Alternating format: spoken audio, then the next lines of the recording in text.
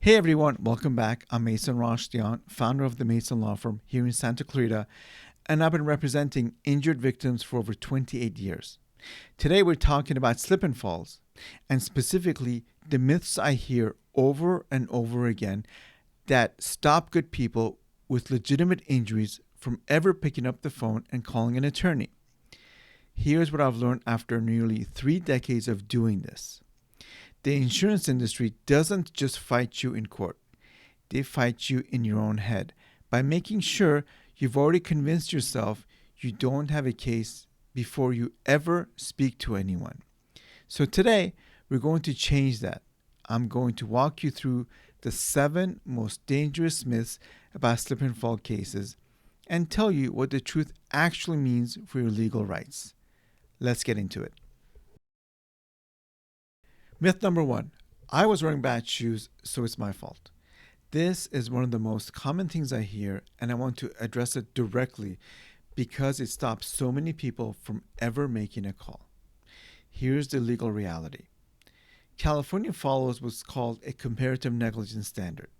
What that means in plain English is that even if you are partially at fault, even if you're wearing flip-flops or heels or shoes with worn heels, you can still recover compensation. Your recovery, however, may be reduced by your own percentage of fault, but it is not eliminated. More importantly, a hazardous condition is a hazardous condition. A wet floor with no warning signs, a broken step, or a cracked parking lot, those are all dangerous regardless of what's on your feet. The property owner still had a duty to fix it or warn you about it. So don't let footwear talk you out of your rights. Myth number 2. It just happened. There's nothing I can do. Accidents don't just happen. That's one of the most important things I want you to take away from today. Every piece of property, whether it's a grocery store, a restaurant, a parking garage, or an apartment complex, or someone's home, is owned or controlled by someone. And that someone has a legal duty to maintain it in a reasonably safe condition. This is called premises liability.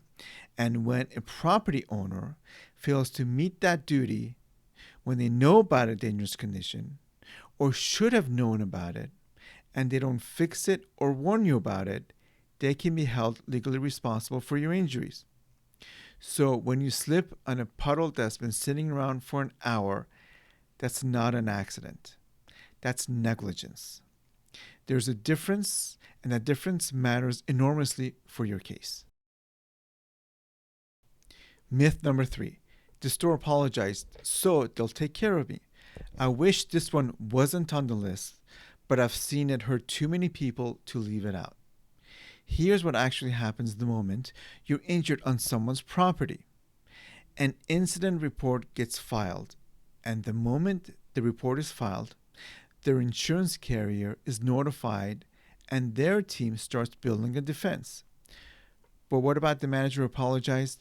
He or she was just being human.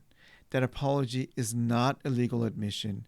It is not a promise of compensation, and it will not protect you.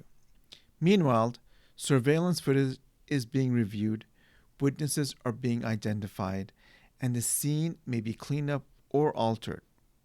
And the adjusters are already assessing how to minimize what they owe you. An apology is not a settlement, so don't wait for them to do the right thing. Get legal representation. Myth number 4. I didn't fall hard enough to have a real case. The severity of your fall has very little to do with the severity of your injuries.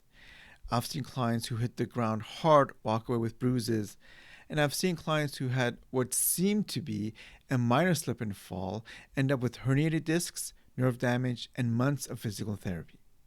The human body is unpredictable. The angle of the impact, the surface you land on, your age, your pre-existing conditions, all of these factors play a role in how seriously you're injured. And here's the legal piece. Insurance companies love this myth. They will point to a surveillance video of your fall and say, look, it wasn't that bad. Don't let them define your injury by the optics of the fall. Let your medical records tell the real story. Which brings me to something very critical. Get medical attention immediately after a fall. Even if you feel okay, even if you feel fine, because symptoms from soft tissue injuries and head trauma can take days to fully surface. And a gap in your medical care is one of the most damaging things that can happen to your case. Myth number 5. I should have watched where I was going. This goes hand in hand with myth number 1, but it deserves its own moment because it's really about how we've been conditioned to blame ourselves when we get hurt. Yes, we all have a responsibility to be reasonably aware of our surroundings, and the law acknowledges that. But that doesn't erase the property owner's obligation to maintain a safe environment. Think about it this way. When you walk into a grocery store, you shouldn't have to navigate around unmarked wet floors, broken floor tiles, or merchandise spilling into the aisle. You are a guest on their property and they invited you there. So they have a legal duty to protect you. Saying I should have watched where I was going is exactly what the insurance company wants you to say. So don't say it to them, don't say it to anyone, and please don't say it to yourself. Myth number 6. It's been a few weeks, so it's too late to do anything. A few weeks is not too late. Let me be very clear about that. In California, the statute of limitations for most personal injury cases, including slip and falls, is 2 years from the date of the injury. That means you generally have 2 years to file a lawsuit. Now, does waiting hurt your case? Absolutely.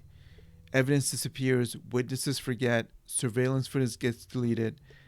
But the sooner you act, the stronger your case will be. But if it's been 2 weeks or even 2 months and you haven't called an attorney yet, call one today. Not tomorrow, today. There are important exceptions to that 2-year window as well. If your fall happens on government property, such as the city sidewalk, a public school, or government building, you have as little as 6 months to file a government claim. That deadline is much shorter and much less forgiving. The bottom line here is don't assume you've missed your window. Let an attorney make that determination. Myth number 7. I don't want to be one of those people who sues over everything. I saved this one for last because I think it's the most emotionally powerful and the most damaging. I hear this all the time and I understand it. Nobody wants to feel like they're being opportunistic. Nobody wants to be seen as someone chasing a payday. That's not who you are, and it's not who most of our clients are either. But I want you to reframe this completely. When you pursue a slip and fall claim, you are not suing for sport. You are seeking compensation for real documented harm, such as medical bills that may already be piling up, wages you've lost because you couldn't work, pain and limitation that has affected your daily life. And here's something else to consider. When property owners are held accountable, conditions get fixed. The wet floor that injured you could cause someone else, an elderly person, a child, if nothing is done about it. Your claim isn't just about you, it's about accountability. You were hurt because someone failed to maintain a safe environment. So you have every right, legally and morally, to seek fair compensation for that. So don't let pride or misplaced guilt be the reason you walk away from money you are legally entitled to. So let's recap the 7 myths we've covered today. 1. Bad shoes don't eliminate your claim. 2. Accidents don't just happen. Someone is responsible. 3. An apology is not a settlement. 4. The severity of your fall doesn't determine the severity of your injuries. 5. Watching where you're going doesn't excuse a property owner's negligence.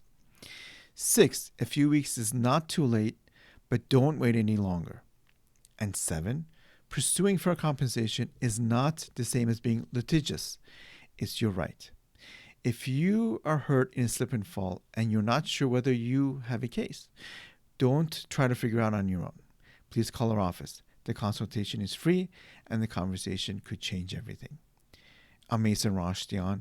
I've spent over 28 years fighting for injured victims in Santa Clarita and throughout California, including time I spent on the defense side, which means I know exactly how the other team thinks. So let me put that experience to work for you.